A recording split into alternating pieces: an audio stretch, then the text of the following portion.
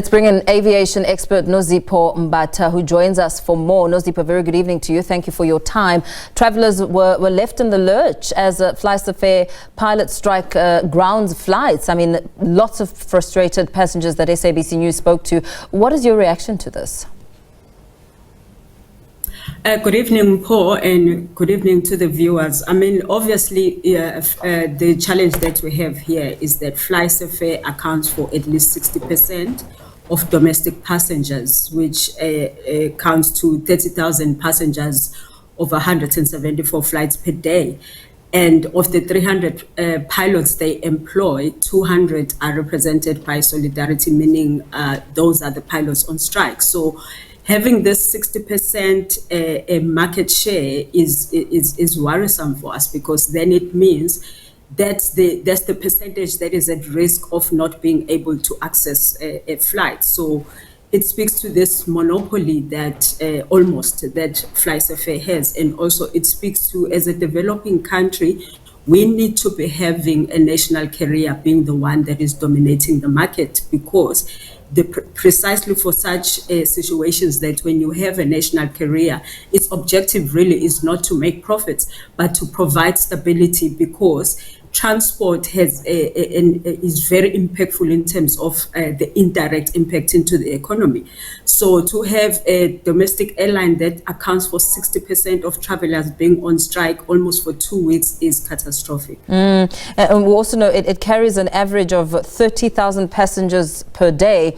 As you talk about that catastrophe, what are the implications in the long term? Because we're learning now that Union Solidarity, that FlySafair will begin locking out pilots from tomorrow, and that the union had also said that the lockout threatens to disrupt the carrier's operations for up to 2 weeks.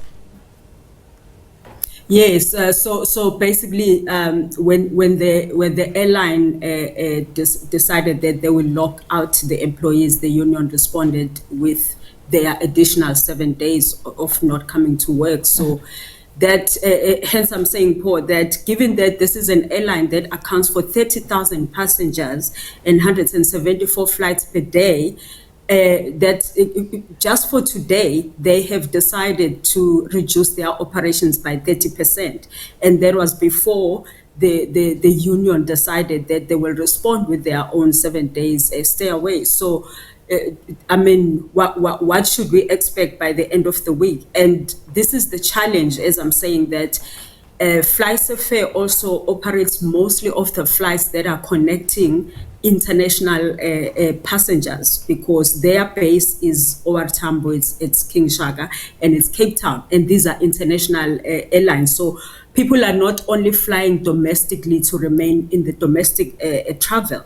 At least half of them are connecting whether into or outside of the country. So really, this is worrisome, and there should be some intervention to ensure that we are not subjected to this, because this is actually domestic flying coming to a complete halt. We do not have enough airlines in the domestic market in South Africa to actually cater for this shortfall. So you can get all the airlines that are flying domestically, they still wouldn't cover the shortfall. So something has to give. Otherwise we are in serious trouble, especially if now we are looking at a 14-day strike. That's not good. As I'm saying, this is 60% of domestic travel. Yeah.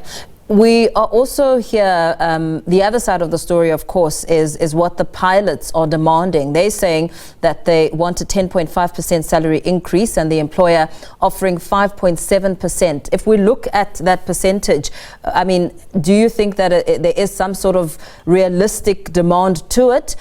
And as you talk about something's got to give, what could come out of this? I mean, at face value, what the company is offering is not unreasonable given the current state of the economy. And as FlySafair is saying that their counterparts are offering 4% or less, and what they are offering is also above the inflation. But if you look at that in isolation, then you are going to say the pilots are unreasonable.